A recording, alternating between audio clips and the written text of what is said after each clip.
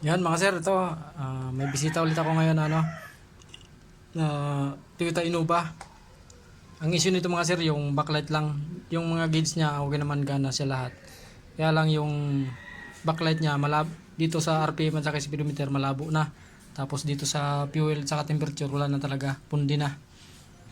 Yan. Palitan natin mga sir, ang gusto ng may-ari, puti sa gitna, blue sa RPM, blue rin sa temperature at saka sa fuel. Gawin natin ito mga sir. Taga Samar pa sila ni sir.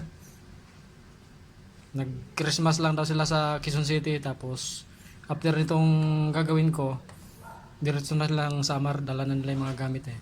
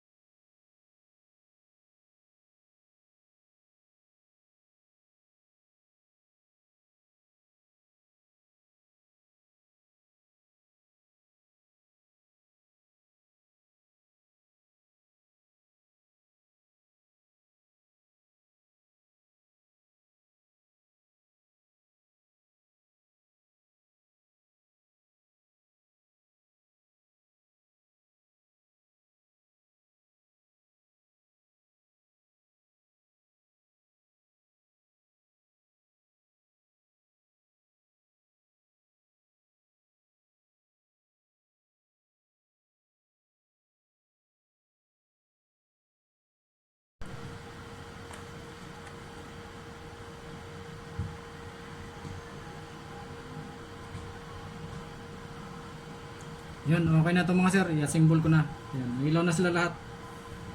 Yan. I-assemble ko na lang ito mga sir para ikabit na dun sa unit.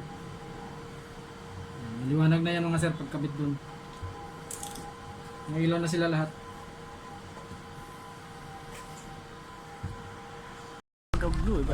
Yan, okay na mga sir yung yung backlight ng Toyota Innova.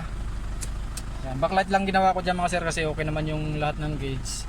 Yan, blue sa fuel at saka temperature, saka RPM, blue, tapos puti sa gitna sa speedometer.